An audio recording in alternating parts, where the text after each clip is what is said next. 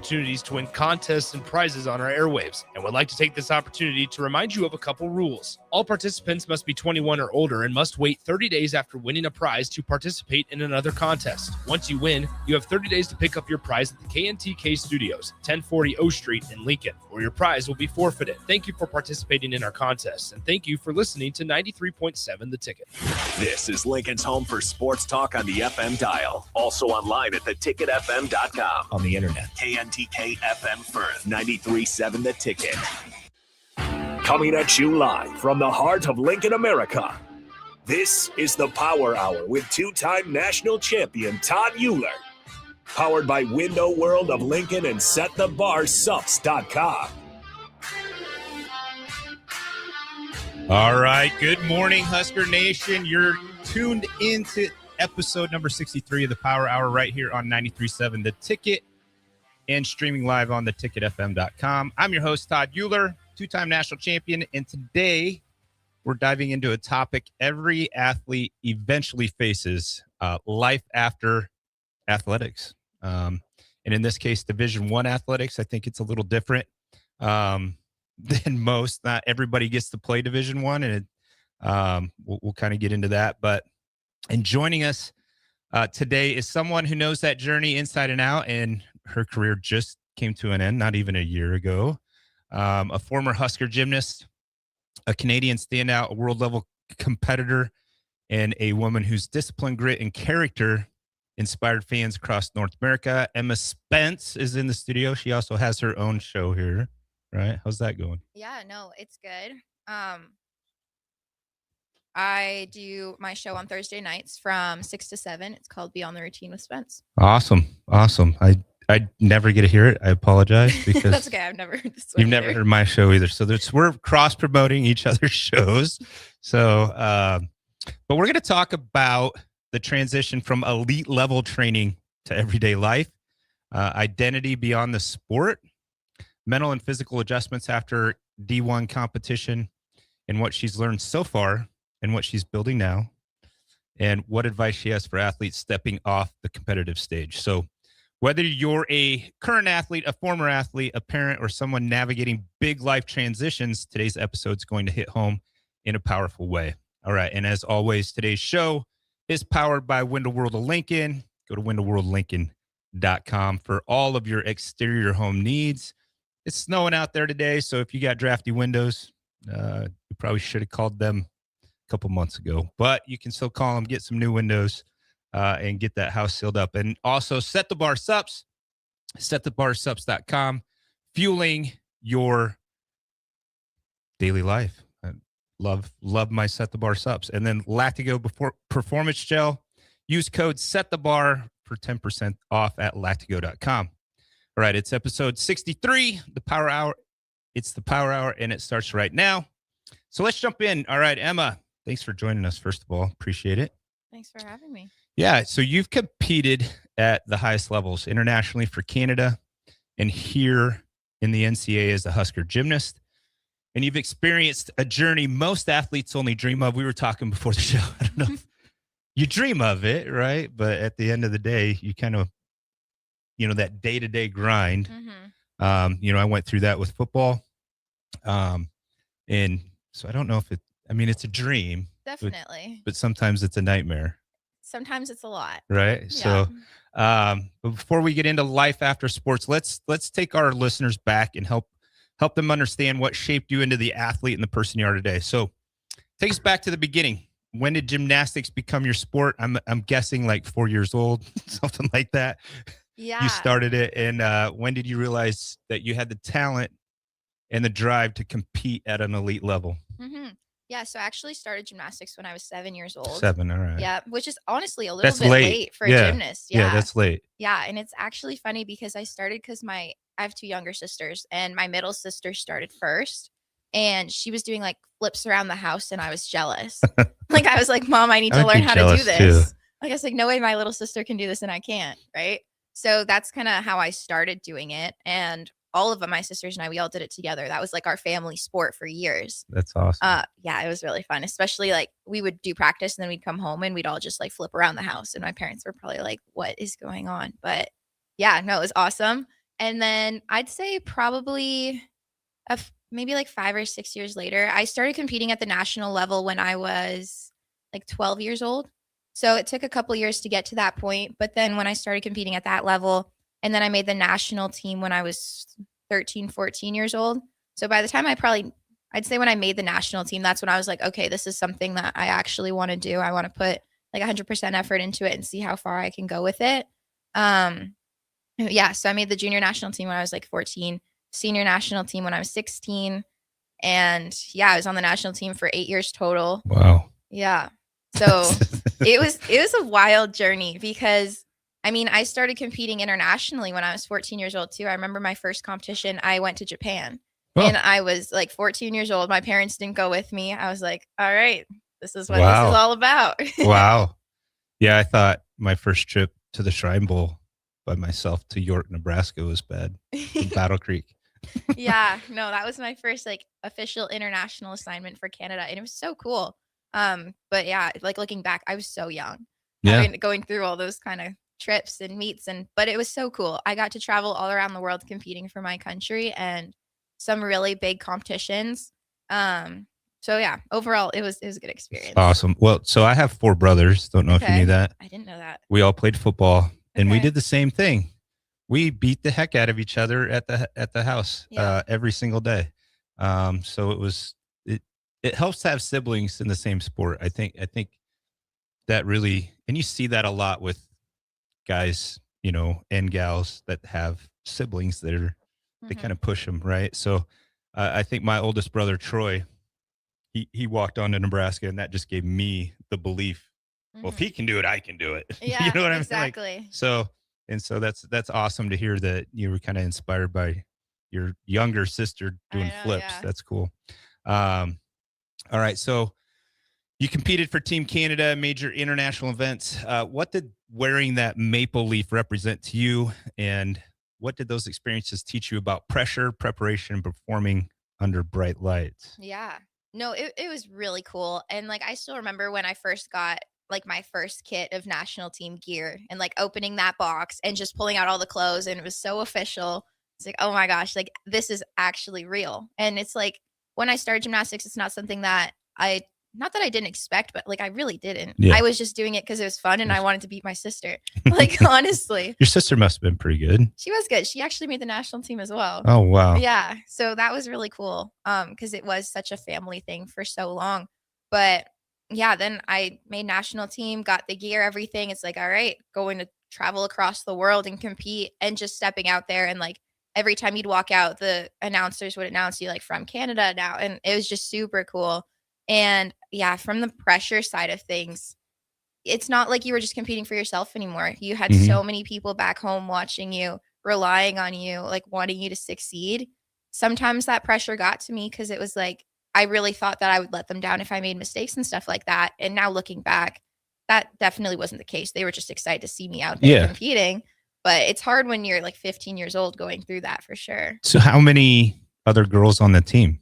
So I guess it's total, there were probably about 15 on the national team. But then we got broken up and sent to different assignments in different places. So yeah, usually when I was competing, there was about no more than like 5 of us at a time competing. Sometimes it was 1, sometimes it was 2. Like it really just depended on, I guess, what assignment you were assigned to, what part of the world, what competition. That's crazy. Gymnastics is nuts. Obviously I watched the Olympic gymnastics stuff. That's a lot of fun. So you get to meet some pretty cool, like Olympic gymnastics. Yeah, no, it's crazy. And I remember my first senior competition. It was in Belgium, and I was there with another girl who also just became a senior. We were both 16, and we're in the training gym, and all these Olympians are walking around us, and we're all just like, we were just looking around like, oh my gosh, no way, that's that person. And then there's that person. And we were just fangirling, but like we were competing against them. But like we were just so in awe of them.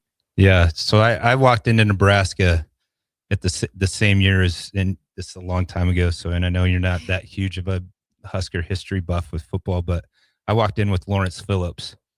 It played the same position as him.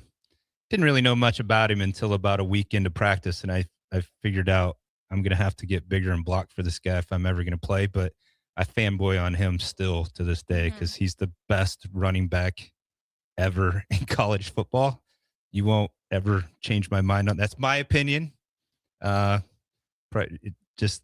was crazy to watch what he did. So I can imagine seeing, these Olympians that are, I mean, you're talking how long ago, how long ago was that? Like, you're 16. How old are you now? Sorry, throwing your age out there. 6 years ago. Yeah. Yeah, not that long ago. So, are we talking like Simone Biles? That's the only one I haven't competed against, Okay. which is kind of crazy. Like the one worlds or like the competitions that I was at, that was at that level, she wasn't at. But like all the other girls on the Olympic team were, and like I was friends with a lot of the girls on like even the U.S. Olympic team, and just different teams across the world, which was really cool. Yeah, that's awesome. Yeah, that would be pretty cool to meet all the Olympians. All right, so let's jump into what in the world led you to choose Nebraska for your college career. Yeah, this is kind of random. So I actually didn't want to do college gymnastics at all.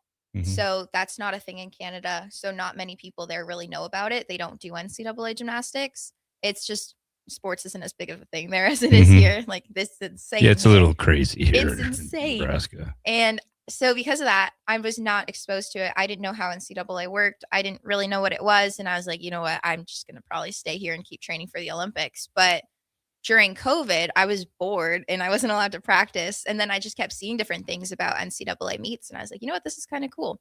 So I reached out.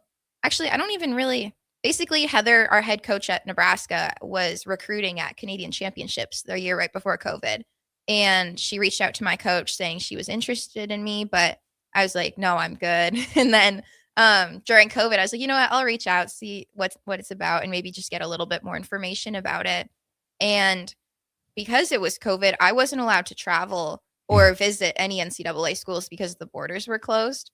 So she was so accommodating. She did FaceTime tours with me, gave me like all of the information that I needed. And I was like, you know what? Yeah, I'll just do it. Like I didn't reach out to other schools really. I didn't like put myself out there in the NCAA like recruiting process because I just wasn't even fully sure that was something that I wanted to do. But just based on how accommodating Heather was here and everything she showed me, like they don't have anything like this in Canada. Like nothing related to sports like compares. So yeah, she was like, we want to give you like a scholarship. And I was like, okay, yeah, let's do it. And it was so just like, okay, I'll do it. Okay. And then I wasn't even allowed to visit. So my first time in Nebraska was when I moved here. Wow. Yeah. So I didn't fully know what I was really even getting into. I've never been here before. Total culture shock. Yeah. For sure. So you're from the Toronto area, correct? Which is just west of Michigan. Yeah. Or east of Michigan to the right. Yeah, right? You're right. Yeah. To the right. So what's it like in Toronto versus Lincoln? So I'm from like a pretty small town. It's about 45 minutes away from Toronto maybe. And honestly, I'd say it's pretty similar to here. Like one of the reasons is like I knew I didn't want to go to a big city when I came to the US. Like that's just not my vibe. Don't like. Well, you didn't come to a big city, so that's good. Exactly. So that's why I was like, you know what? I think this is gonna work. Another thing, I love country music and country concerts, and they have a lot here. So I'm like, yeah, we're known for a little bit of country music. Yeah. So I was like, you know what? I think this is gonna be a good fit.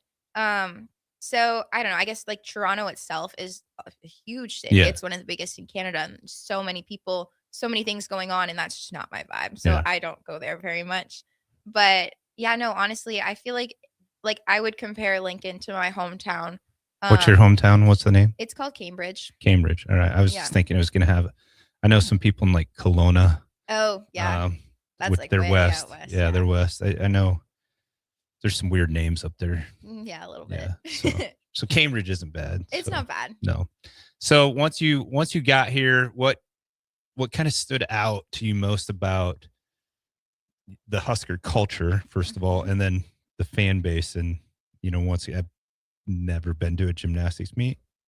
Don't know if I ever will go to one. I just don't even know when they're scheduled, but I do watch. Yeah. Like the reason I think all of Husker Nation watches when people are doing good. Mm-hmm. They're looking for Husker names. So what was what's been your experience with the Husker culture?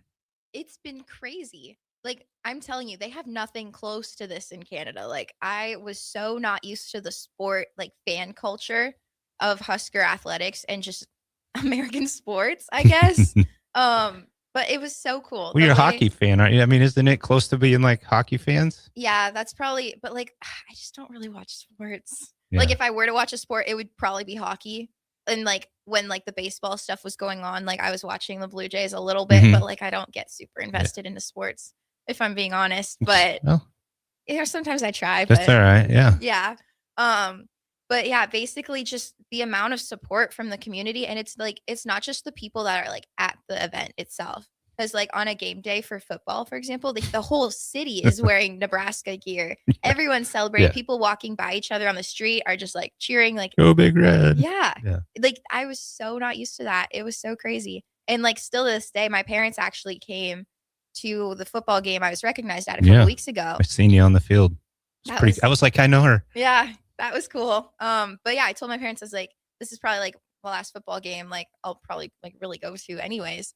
And I was like, you guys should come. And then they came and they got to see that whole experience and what it was like. They were just blown away as well. I bet Like my they were mom like, was just like, what in the world? You know, like when the little tractor thing goes out on the field, she's like, what? Like she was just so in awe of it. Like it was just wild. It's definitely entertainment at its best. So did you get invested into Husker football? Obviously, I'm a former football player. I got a kid on the team. Yeah. I mean, okay, when I first got here, I never ever watched a football game. I had no idea how it worked, like any of it. So like that was the biggest issue. Interesting. Is like I was watching it and I was just like, I have no clue what's going on. No idea what was going on. I would say now that I understand it a lot more. Mm-hmm. I have a better understanding of what's going on. Like if I'm watching it, I'm like, okay, I know they're trying to go that way and they're trying to score on that side. Like, but like I had absolutely no idea at the start. Like it was actually crazy. Tristan, that's crazy, isn't it? That is crazy. It's weird too, because I feel like if you played football growing up or even just a fan, you know exactly what's going on or like what the plan is or the scheme and everything. And I guess, coming from elsewhere, you're like, what is going on? That would be crazy. It's probably like me watching soccer. I mean, you understand I still soccer, you understand the goal, it but needs like to go in the goal. It'd probably be like us watching like cricket. Oh yeah, Like I have zero clue. Zero clue. But if you played cricket or no cricket, you know all about it. Yeah, I have zero clue what cricket is. You know cricket? No. They don't play cricket in Canada, do they? I don't know. Who knows? But yeah, so now I can say like if football is on the TV, I know what's going on. You know what's going on? Yeah. All right. And like I do watch like the football games. Like, you know, I'll go downtown or I did go to the one game that I was at. So yeah, I do support like obviously like any Husker sport, like volleyball right now. Like I'm watching all the volleyball They're games, pretty good. and they're awesome. They're pretty good. Yeah. So I do watch and it's fun. Husker sports. It's fun to dominate. Yeah. They're just absolutely crushing people. Yeah. So it's fun. But yeah, no. Overall, yes, I'm a fan of Husker football. Yeah, good. All right. Well, it's hard to live in Lincoln and not be unless you are from Oklahoma or somewhere else. You know, there's my youngest daughter's boyfriend is an Iowa fan, and I'm like, what are you like? How are you an Iowa fan?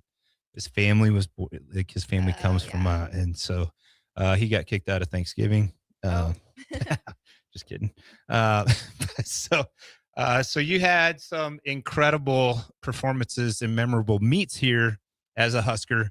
Is there one standout moment or memory from your Husker career that still kind of gives you the chills today? Oh man, I feel like. Do you get this? Like looking back on your career, it's kind of a blur. Yeah. Because that's kind of where I'm at. And I'm like, I don't know if that's a problem, but no, I'll think of this season. I feel like the one big one that stands out was when I won Big Tens. That was really cool. And it was in Michigan. And my parents, like my family came to watch because they just had to cross the border. It was a couple-hour drive. And like they didn't watch or they didn't go in person to a lot of my meets just because the travel was hard. And like with their time, like work and you stuff. don't get the NIL money that the football players get. I can't. International students can't do NIL. No kidding. Yeah. You didn't get any. Nope. Dang. Yeah. Yeah, that's a whole other conversation. But wow. Yeah, so my parents were there at the Michigan meet. They all watched that moment when I won Big Ten. So that was really cool. Awesome. Yeah. And then another one I'd say is senior night. They all came here. My sister actually sang the Canadian national anthem. It was so cool. Wow. Yeah. And like I knew she was doing it because like we talked about it in advance. But when I was standing there and then they announced like And now, in honor of Emma Spence, her younger sister Abby Spence is going to be singing the Canadian national anthem. Like, you lost it, didn't you? it was awesome. Yeah. And like my whole team, everyone in that like arena, everyone was just like in tears. It was awesome. So how many where do they do gymnastics? Sorry, where do they do it? At the Bob Devaney? Where are you guys at the Bob so Devaney? we actually compete in the same arena that like volleyball Volleyball plays. does. Yeah. Okay. And so how many like fans show up? Not that many. Not many. As many as volleyball. Oh, I Well, don't yeah. know the exact number. Well, did you watch any of the other volleyball games at any of the other, like even Texas? There was empty stands everywhere. Yeah, no one does volleyball. Nobody like does Nebraska. volleyball Really? like Nebraska. It's nuts. So, Yeah, honestly, I don't even know the number. I'd say like there's a pretty good crowd that shows up. It really just depends on the time. so there's vault. I know that. Mhm. Okay, very Good. good. I do watch the Olympics, right? There's vault. There's the bars. Mm-hmm. There's the balance beam. Yep. That's nuts. Yeah, That's, I didn't like that thing. I bet not. I still don't like that. I couldn't do it with it being on the floor. Probably. What else? There's floor. Yeah, that's all for girls. There's four. Yeah, girls have 4 events. There's four, and they're all four going on at the same time, right? It basically. depends on the competition, but yeah, like every meet you go through the 4. Right. Yeah. Unless you're just doing an individual, like there's Yeah. individual too. Like so, there's individual, there's team. I don't know. Yeah, It's crazy. It's crazy because you basically get scored as an individual in each event if you do all events, but then there's also like the individual score goes to the team score. Yeah. So like when you watch the Olympics, it seems like, hey, this is our team event, and then this is the individual event, right? Yeah. They separate it. Yeah, and then in that case, at the Olympics, the team event would be like the country. Yeah. So here, the team event would be the school. The school. Yeah. Cool. Awesome. And so your favorite must have been bars or not? Yeah, no, it actually, it was either bars or floor. I didn't like training floor, but I loved competing floor. Like Mhm. when you get to kind of perform in front of a big crowd, that was a lot more fun. So like, what's the coolest move that you did? On what event? Either one Oh, I or don't. both. I guess it depends One what of you think is each. cool. I don't know. Well, what do you think is cool? I Like, think highest bars probably degree looks of- the coolest. yeah, I do too. I love watching And it. it feels cool. Like you literally feel like you're just floating sometimes. Like it's such a weird feeling. But Like, and then you go, and then you're just going back and yeah. And then you go like Flying back and there. forth and then you dismount. what is she doing up there? And she's spinning around and then Yeah. And then you have to stick it. But no, I'd say my bars releases were probably I thought injuries. they were the coolest.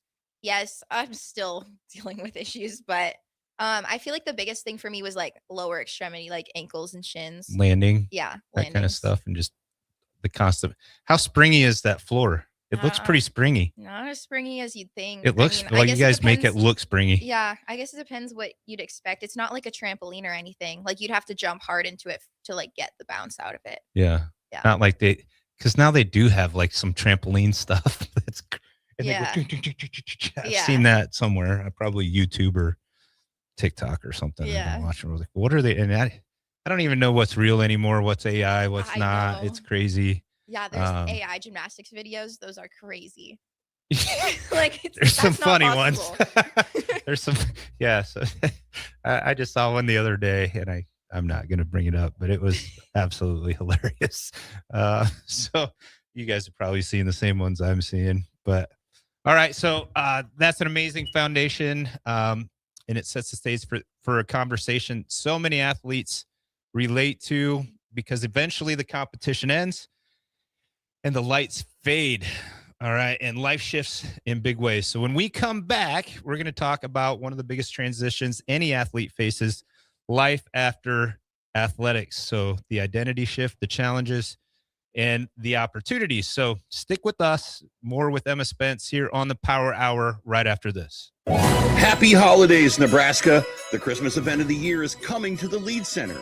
A Christmas Story, the musical, with all your favorite funny gags. The Fragile leg lamp, the Red Ryder BB gun, the ridiculous pink bunny suit, and more. All the fun of the movie, now with singing and dancing as seen on Broadway, with music by Pasek and Paul, the writers of The Greatest Showman. We triple dog dare you to get your tickets today. Leadcenter.org. Ticket listeners know a dream team when they see one. At Applied Connective, we've been in the game for 20 years and have developed a team of world-class leaders in all things IT, from cybersecurity and Microsoft products to physical security, audio-video, infrastructure, business phone systems, and anything in between. We'll help you leverage technology to become your most secure, efficient, and profitable. Head to our website to check out real reviews and testimonials and sign up for a free tech consultation. We can show you where you might be vulnerable, inefficient, or overspending. It's a game changer and it's totally free. Claim yours right now at appliedconnective.com. MHC isn't a new company, just a new name. Moe's Moving is now Moe's Home and Commercial. Whether moving across town or across the state, MHC Moving has you covered, specializing in home, apartment, assisted, and independent living moves. MHC can handle your commercial moves as well. MHC Moving has 0 hidden fees. You'll never pay for same-day booking or be charged for stairs, heavy items, or elevator fees. Rates are the same Monday through Saturday, and you will never pay a truck or fuel surcharge. And they offer payment plans through PayPal. Call MHC Moving today at 402-853-7167 or go to mhcmoving.com. 93.7 The Ticket is proud to provide listeners with daily opportunities to win contests and prizes on our airwaves, and would like to take this opportunity to remind you of a couple rules. All participants must be 21 or older and must wait 30 days after winning a prize to participate in another contest. Once you win, you have 30 days to pick up your prize at the KNTK Studios, 1040 O Street in Lincoln, or your prize will be forfeited. Thank you for participating in our contests, and thank you for listening to 93.7 The Ticket.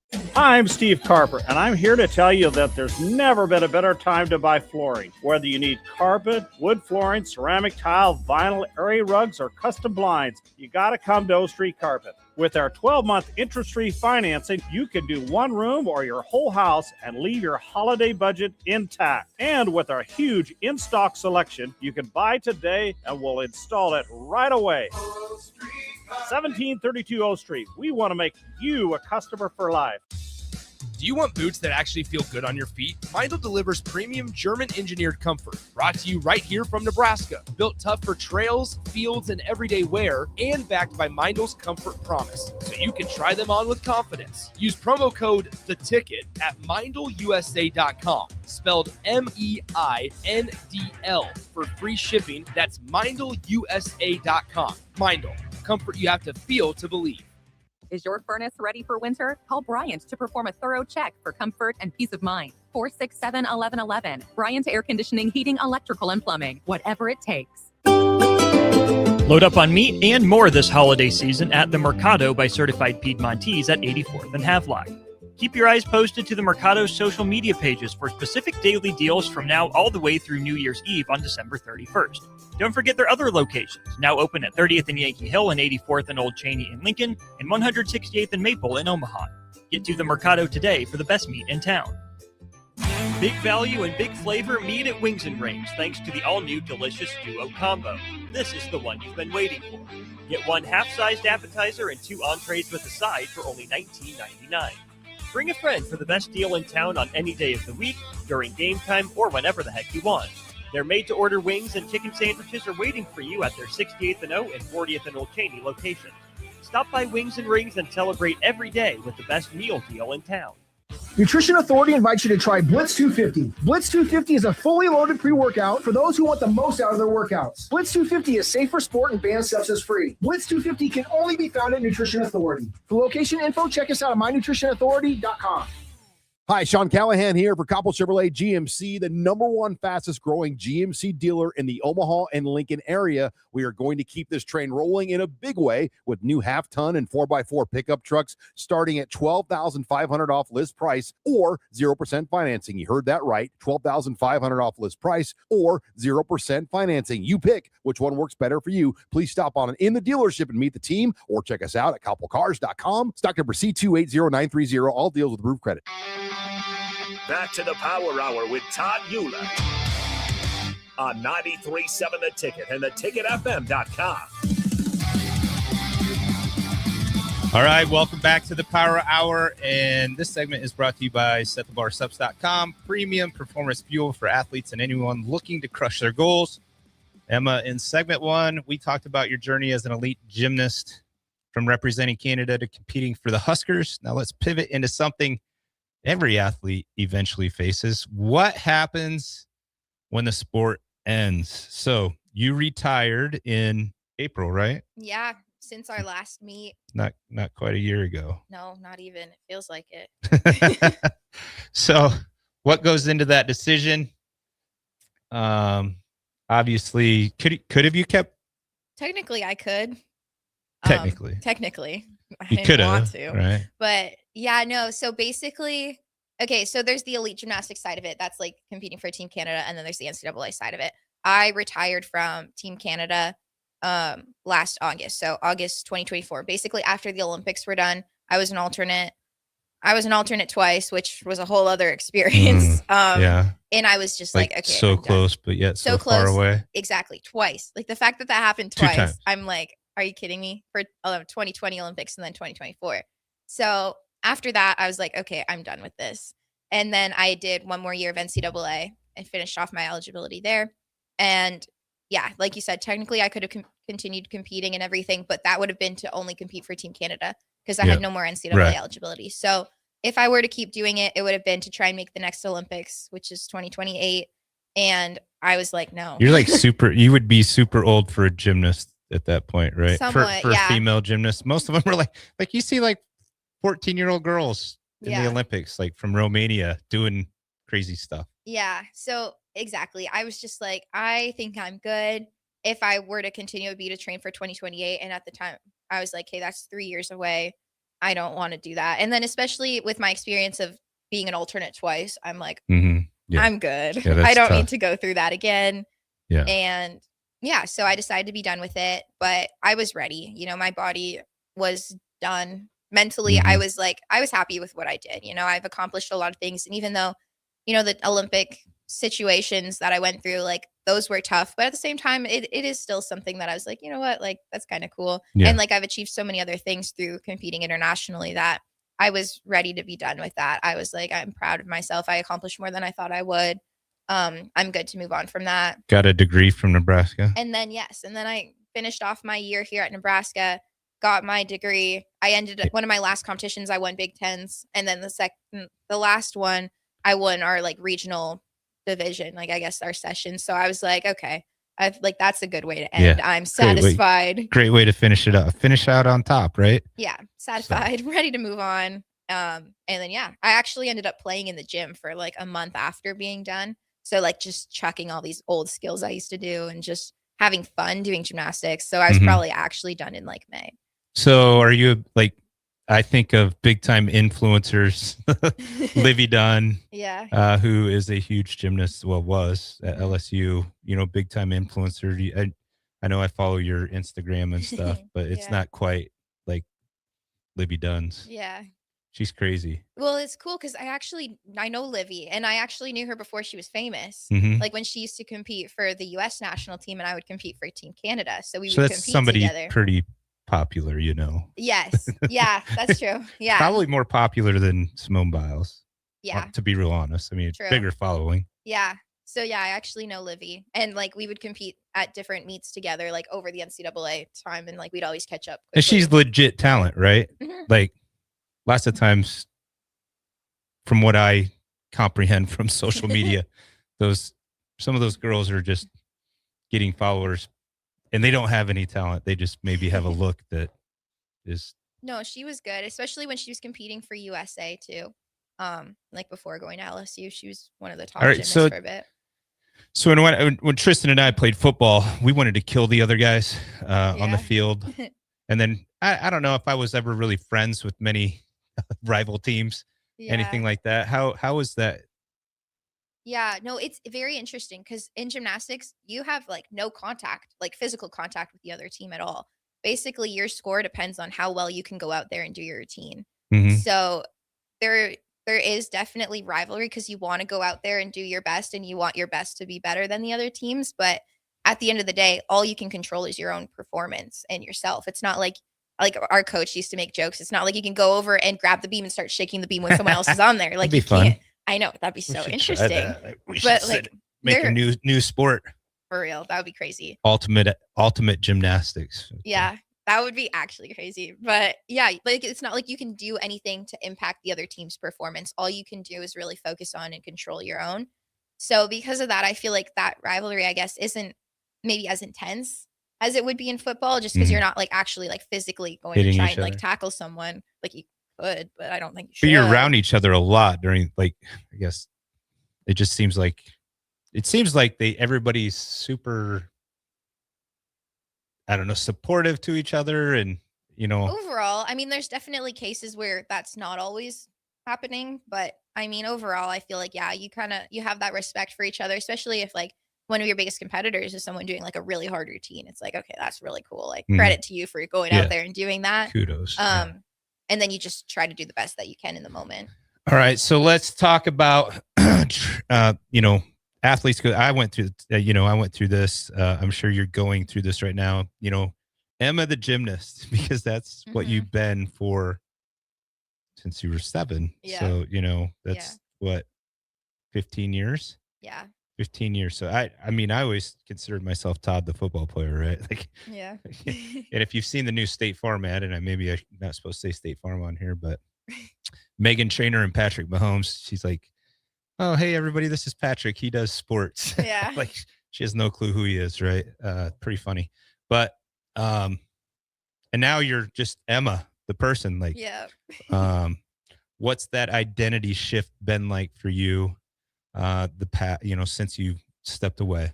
Yeah, no, it's interesting because not that I fully saw myself as a gymnast, like I obviously was, but like I didn't fully like identify like that all the time. Like it was more something that people would like kind of see me as or like tell me that I was, because like obviously I was. So I feel like that transition wasn't super difficult. Like it's still sometimes I'm like, oh, it'd be cool, but I was so ready to be done when I was done. Like I don't miss it. I don't want to do it again. Like I'm still at the point where like I don't think I've been removed enough to like fully miss it and wish I was doing it again. But, I would go ahead. But I feel like honestly what I've done is I was so busy as a student athlete and I just am so busy now. Like I just keep filling my schedule with random things to do to stay busy. So maybe that's the way of coping. So I don't think about it. Yeah. Well, my biggest thing was you were told that your life was scheduled. Yes. Were you here for 4 years? Yeah. 4 years. Like I only made it 2.5. I blew my shoulder, had a kid. So for 2.5 years, I literally lived off of, the schedule that the football program made. And you had the same thing. Like they said, this is when we're going to train. When you were doing it. This is when you're going to eat. Yep. Here's where you can fit your classes in. Yeah. Then you have your advisor for your classes, that kind of thing. And the other thing I think that's was the hardest for me was like all my meals were done. Yeah. Like you didn't have to think about. You didn't have to cook. You didn't have to cook. Clean. Yeah, right. You didn't, like it was all done for you. And that's I remember having a conversation with a high school athletic director when I first opened my gym, and my goal with my gym was to help these kids get to a Division I program. And I was having a conversation with an athletic director, and he said, "Well, D1 isn't all that much different than any other school." And I'm like, yes, it is. Like, there's so many more benefits of being involved with the D1 program because of all of the benefits outside of the sport itself and playing at a high level, the gear. Yeah. So my two older brothers ended up at Peru State, which NAIA school. They didn't get anything, like anything. Like they got a Letterman's jacket. That was what they still like. I got shoes, I got socks, I got jocks, I got like literally anything you would need. Like they just gave it to you. And now my son's here, and he gets about 10 times what I ever dreamed of getting. Yeah. And it's just ridiculous. So, and then training table. I got the training table. They had to use the cafeteria, at Peru State. So and it just feels. It kind of gives you a false kind of ideal of life. Like life is not like playing a Division I sport. It's crazy. Yeah.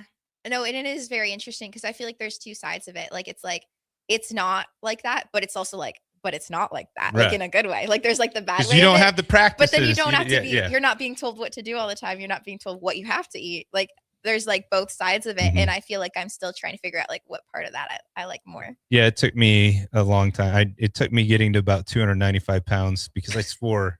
Yeah. You did tell me about that. I swore that I would never lift another weight after all the years in the weight room, pushing my body to the limits, all that stuff. I'm like, I'm never lifting again. And then I hit 295 pounds. I'm like, okay, that's enough. I'm not going to live my life like this either. So, Yeah, nobody was telling me to work out. Nobody's No telling one's me what giving to you eat. like the literally like workout that you have to do. Well, Like, and that was another thing too. yeah, it's all planned Like, out okay, for you, follow right? this list, check it off as you go. Well, and also your metabolism slows down because you're not constantly, training, Mhm. working out, doing. I can't imagine the amount of calories you burn doing gymnastics practice. Yeah. It, So many how long things. would you practice? It was like 4 hours. 4 at hours a time. Yeah. at a time. Yeah. Usually we'd practice like 1 to 5. That's like 4 times a week. we practiced like 2 hours. I mean, granted, we had like film and stuff like that. Like, Mhm. did you guys watch film? No. Well, after sometimes we would do it like a Sunday morning. Yeah. Like after a meet, we'd sit there and Yeah, watch it see. for like an hour. Yeah. But no, our practices are interesting because, there's the warm up. You have to make sure you stretch. So we got like the warm up and the stretch, and then like the like slower, like basic gymnastics. And then you go through each event. So then you have like 45 minutes to an hour on each event that you go through. Wow. Yeah. That's It was crazy. a lot. 4 hours. Yeah. And once again, I football takes up at least 4 hours because you have meetings before. Yeah. You'll have meetings after. It's madness. But yeah, that's nuts to me that it's 4 hours. Or it's just like in the gym. And then there's like the prep, and then there's the lifting after that. Like, Right. it's just crazy. So how's the workout going now? Well, actually, if you asked me this like a month ago, I'd say I'm not doing anything because it's the same. I'm like, I don't want to. Right. You don't have to. I don't have to. I Right. don't want to. I've been told to do it for so long when I didn't want to. Now that I don't want to, I don't want to. But no, actually, one of my friends is becoming a Pilates instructor. Oh, awesome. So she's kind of doing like needs teaching Yeah. hours basically. So I've been doing Pilates. Awesome. And like it's like chill, You but like probably it's crushed that. yeah, though. it's fun. Like it's not that difficult. It doesn't hurt my joints very much, Mhm. but it's like I'm still moving. Mhm. So that's what I've been doing. You That's break a about good it. sweat doing it? Honestly, not really. Not really. But like you feel your muscles Yeah. working and you're like stretching and moving. So it's like I guess more the movement piece. I've 'cause- never tried Pilates because I think I'd break. Yeah. To be real honest, I would You just- probably would. I'm a little too brittle at this age to do Pilates. I do some yoga. Yeah, it's Like- kind of similar. Yeah. But yeah, that's And my probably yoga is ugly too. You don't want to see me do yoga, but so obviously gymnastics requires, incredible discipline, that structure we kind of talked about, and the physical demands. So what's the biggest adjustment mentally or physically when that level of training is suddenly it's just gone, right? Mhm. Like it's not there anymore. Yeah, I feel like because I was so busy and like constantly doing stuff, I feel like I need to be doing that now. And I just don't take time to rest still. And I guess that was probably my problem when I was a student athlete. Like I never took the time to just like chill because I'm like, that's what I'm so used to, like that structured lifestyle that whenever I have any free time, I'm just filling it with stuff that like I probably don't need to be Yeah. doing, but I just convince myself that I do. So trying to figure out, I guess now how to do the things that I need to do, but then also take the time to chill and relax and spend time with friends and do things that I want to do, not just things that I feel like I have to do. So as you step into this new, like, I know you've been working a job, right? Mhm. And I know is it called a visa?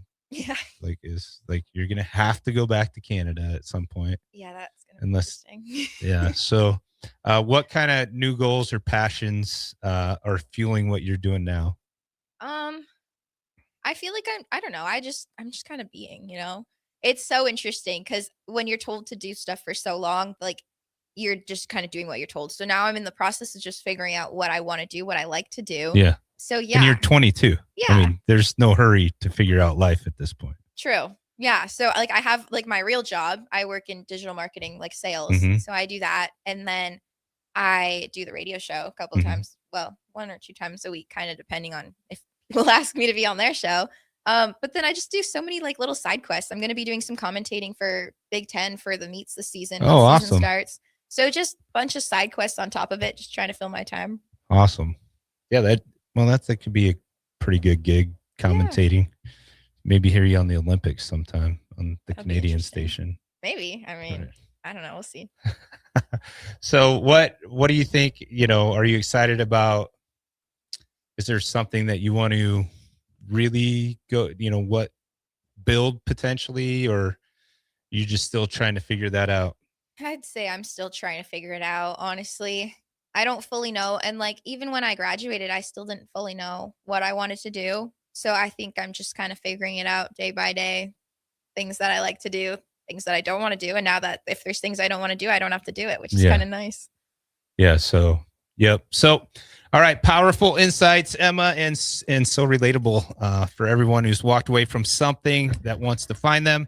When we come back for our final segment, we're going to talk about what's next, the lessons gymnastics taught you, the advice you have for young athletes, and how you're shaping your life moving forward. Stick with us. More with Emma Spence coming up right after this. This is Bill Mitchner, Executive Director of Lincoln Lighthouse.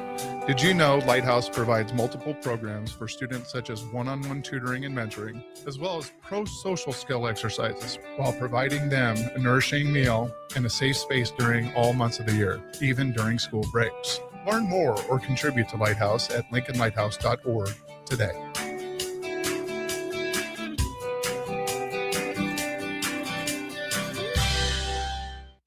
If you're seeking a career with a growing company, Gaina Trucking and Excavating is hiring and looking for additions to their team.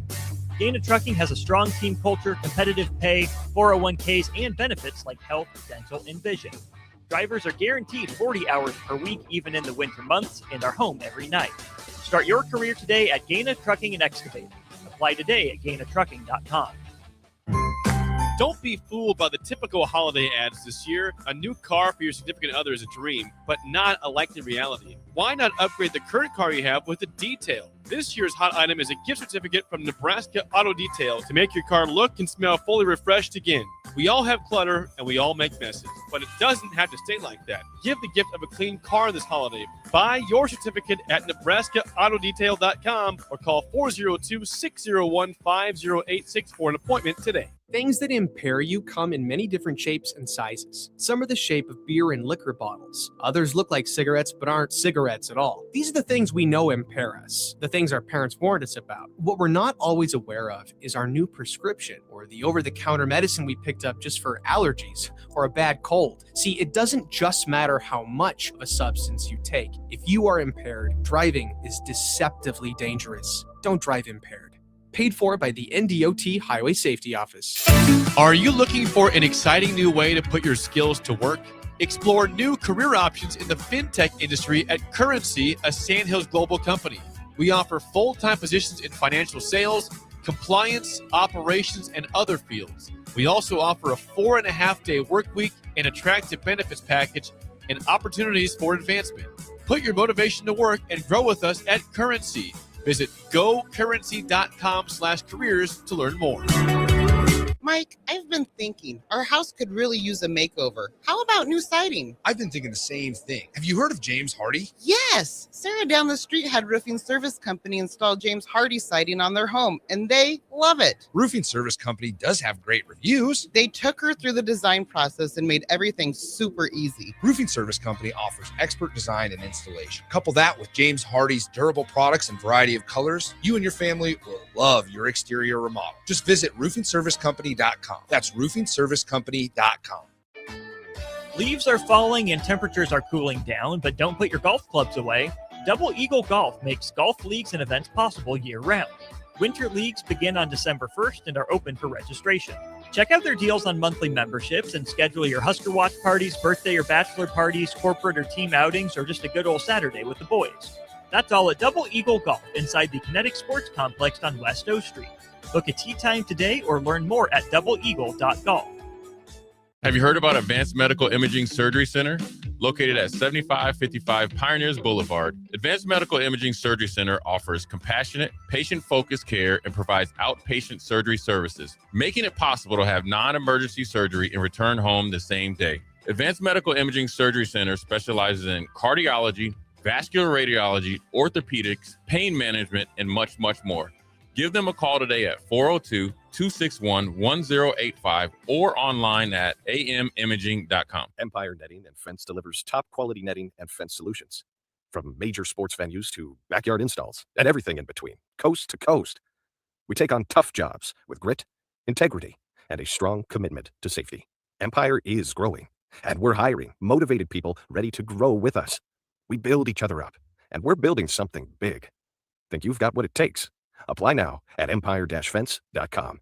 That's empire-fence.com. I'm Terrell Farley, host of Bach in the Black Shirt Show, at 1 to 3 weekdays. And my favorite thing to do, see, or go to in downtown Lincoln is the food, because they have great selections of food, and Buzzard Billy's with the great alligator they have down there. This message is brought to you by the Downtown Lincoln Association and 93.7 The Ticket. At Parkview Animal Hospital in Lincoln, it's not just their professional care that sets them apart, but their warm staff and state-of-the-art facilities. Whether it's for a routine checkup or a comprehensive medical procedure, at Parkview, your pet isn't just another number, but a valued member of their caring family. Visit them at pahlincoln.com today and in person just south of 14th and Pine Lake Road. Parkview Animal Hospital, your pet, their passion, for happier, healthier, furry friends.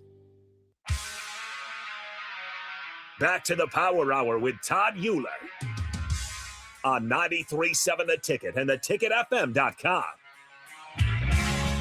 All right, welcome back to the final segment of the Power Hour, brought to you by Window World Lincoln, Set the Bar Subs and Lactigo, fueling champions in athletics and in life. All right, Emma, we talked about your competitive career and the transition into life beyond D1 athletics.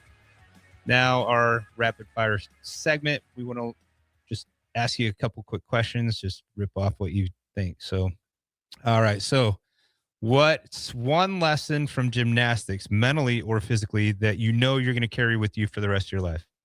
Ooh, I think the biggest thing is probably like discipline and structure, like how to plan out my time, manage my time, and just get done the things that I need to get done. All right. Advice for young athletes, for young gymnasts or athletes out there dreaming big. We talked about that before. What advice would you give them about navigating both the highs and the challenges of competitive sports?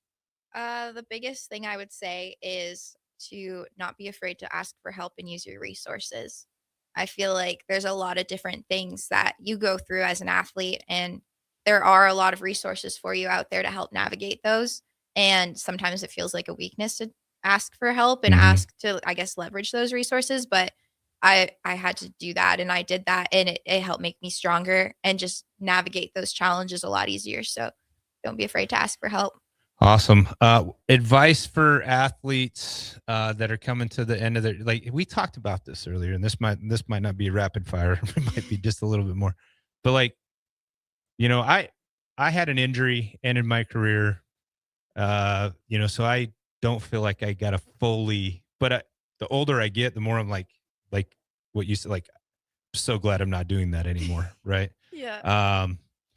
What would you say? I mean, I don't know. We watch on TV and you see, like, we're watching the volleyball tournament right now, right? Like I've tried to watch almost all the games, and it just, I mean, phenomenal athletes, and they look so happy out there, and gymnasts look so happy out there flipping around, and they're, hey, you know, Yeah. but inside it's so much work and it's so hard on your body. And I think same with football. Like, I love playing the games, but that was such a small part of it. Right? Yeah. Like, your meets were the smallest part of what you did for the last 15 years, right? It was all the training and stuff behind it. So, you know, even elite level athletes, I don't necessarily think have to like fall in love with that process, right? Yeah. Like, that process is very difficult, and it's pretty much forced on you if you want to play at that level. Yeah. Right. So what advice would you give, you know, somebody that's thinking about, man, maybe I should quit? Like, we talked about this before. Yep. I mean, there probably wasn't a day, especially my first year in college, that I didn't think about quitting. Yeah, for sure. Like, yeah, when things get hard, it's like, it'd be a lot easier if I wasn't doing this right now. Right. Right. But, ooh, that's a good question. I feel like I'm probably going to bring this back to talking about it. Like, like when you're going through that, you feel so alone and isolated. But if you have like a teammate or even just like a family member that you trust, like, have that conversation with them and kind of talk through that with them. And especially like if it's a teammate, like when I started talking to like my best friend about it, like I realized she felt the exact same way. And it's like, okay, this is kind of normal. Somewhat this is normal. part of the process. I didn't talk to anybody about I called my mom. Yeah. Said, Mom, I'm done. And she said, oh, that's nice, sweetie. You can quit, but you can't come home. Oh. So she told me. It was a nice support system. Yep. And my brothers, you know, just call me a wuss. Like, suck it up, take it. You know, like, so, all right, awesome. All right, so Emma, I want to thank you for sharing your story, your heart, and your journey with us today. Your perspective is powerful, and I know so many athletes and parents of athletes needed to hear this conversation. Huge thank you to Window World Lincoln, Set the Bar Sups, and Lactio for making this show possible. And to our listeners, remember this: your sport is something you do. It's not who you are. Your identity, your purpose, and your future are bigger than any scoreboard, routine, or season. This has been episode 63 of the Power Hour. I'm Todd Uhlir. Have a great week. Stay disciplined. And as always, set the bar. God bless. Much love. Peace out.